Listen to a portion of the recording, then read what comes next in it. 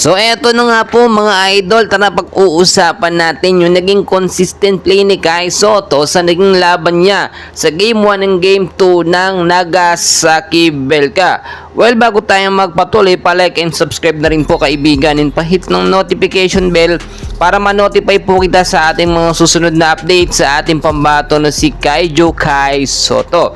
Well, mga kaibigan, no, may mga nagsasabit, may nakarating sa atin, no, ang sinasabi nila bumaba na daw po, bumababa ang minuto ngayon ni Kai Sotto kasi kahapon sa Game 2 kontra sa kupunan ng Nagasaki Belka, 20 minutes naglaro si Kai Sotto natin. Well, kaibigan, yung nagsabing bashers na ito lilinawin natin. Kaya naging 20 minutes lang yung playing time ni Kai Sotto at kaya bumaba, no, dahil po sa foul trouble na nangyari sa kanya sa first half ng game. Tatlong foul yun mga kaibigan. At kung makikita po ninyo, napaka-limited yung time ni Kai Sotto dito sa first half dahil baka mamaya ma-foul out si Kai, hindi po magamit sa second half, sa third and sa fourth quarter ng game. Which is dyan po madalas ginagamit si Kai sa very intense and crucial game. Natutunan na po kasi ng Yokohama ni Coach Aoki Taketo yung mahalaga ni Kai Sotto dito nga po sa last quarter, no, yung mga very intense, especially sa depensa. At maraming nagtataka, no, banagong sistema po, no, ang ginamit ni Coach Taketo at ni Yuki at ni Kai Sotto. Yung tandem nila hindi masyadong napapansin o napaghahalata. Nung Game 1 natalo ang Yokohama dahil nga sa pusa paulit-ulit na tandem o sistema na ginagawa ni Yuki at ni Kai, kasama na yung mga bopals, no, or yung mga sablay na tres ng kampi ni Kai Sotto. Pero si Kai Sotto, yung Game 1 consistent yung play niya.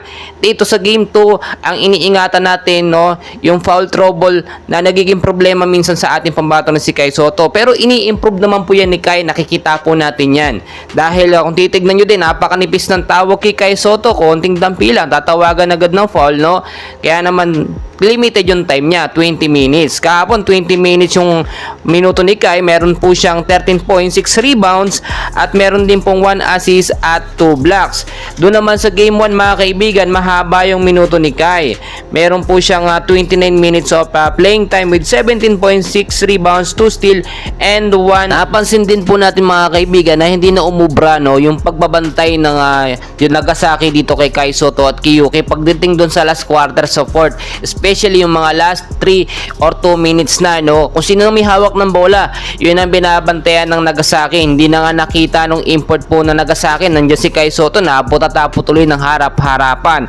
Well mga kaibigan, sa susunod nga po na laban ng Yokohama, to be exact sa March 27 po yung kanilang magiging susunod na laban at medyo malakas din po yung team na kanilang makakalaban, no, yung FE Nagoya, which is nasa pang 16 na standing po, samantalang Yokohama naman ay umangat ng isa, nasa pang 15 na po, no.